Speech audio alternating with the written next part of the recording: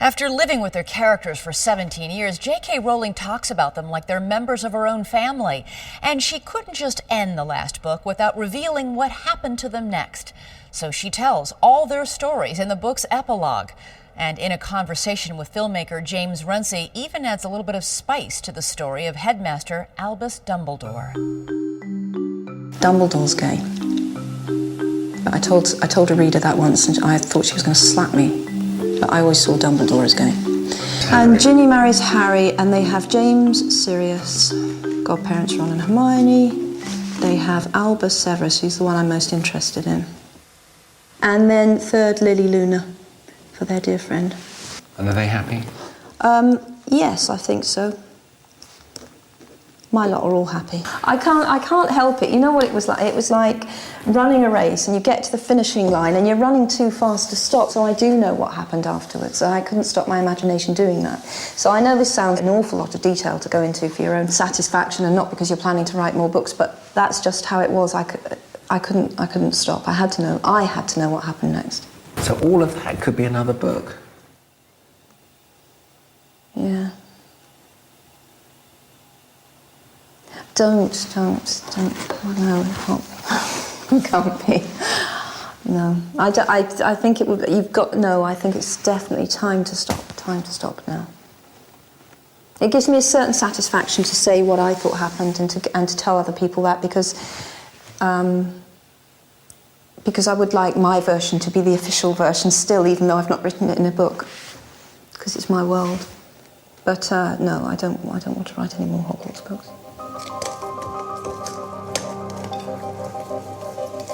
Instead, she is now focusing on her own family life.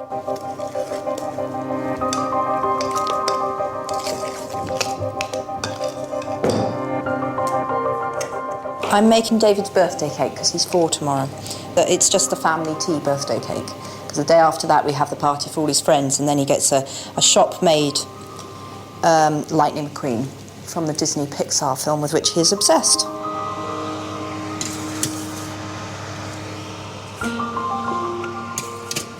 Baking really reminds me of my mother. She made fantastic cakes, so that really makes me feel like I'm doing the proper motherly thing when I'm making birthday cakes. And David really likes my cakes, particularly. My mum was a good cook, but she didn't get to stretch her wings much because my father greatly mistrusted foreign food. But on cakes and buns and bread, she was fantastic. And that was permissible, so that's where she got to show her paces, as it were. If her life and her writing has been some kind of struggle for completion, she seems to have found it. I'm happier now than I've ever been in my life. I'm happier now than I was as a child, teenager, young adult. You know, I think middle age is probably going to be my time. These days, she's trying to balance 2 parts of her life, a family life as normal as she can make it, and a public life with millions of fans and million-dollar deals, like a planned Harry Potter amusement park. Lunge at you.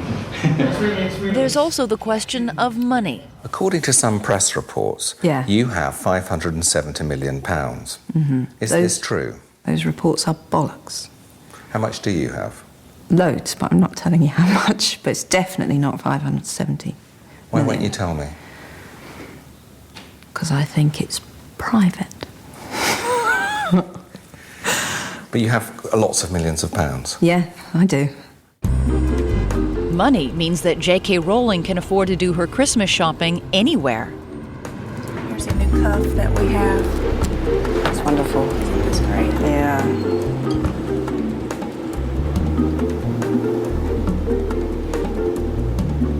She also allows herself one particular indulgence: shoes.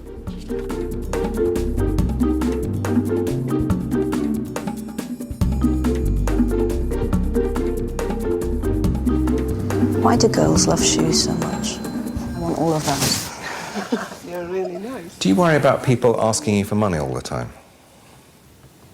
No. Do they? Honestly. Strangers write to me and ask for money. A lot. And sometimes I've given it. But with people that I know, it does change your relationships. Anyone who says differently is a fool or a liar.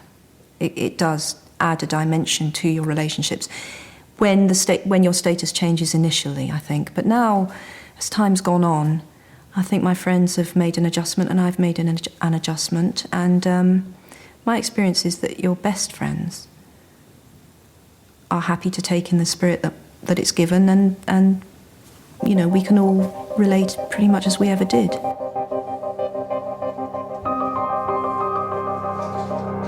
Every week, Joanne Rowling receives up to 1,500 letters, either from fans or from people asking for charitable donations. That's more than 75,000 letters a year. Initially, I was very disorganised with my giving. I didn't have a thought-through system. And again, that was becoming a bit overwhelming as well. So I have a charitable trust now. The trust does multiple sclerosis research, and that's one side of what it does. And then it mainly targets projects, large or small scale, that are to do with the alleviation of social deprivation, with a particular emphasis on women's and children's charities. And it's amazing how people can't and don't care enough to try and redress some of those issues. Those things make me very angry.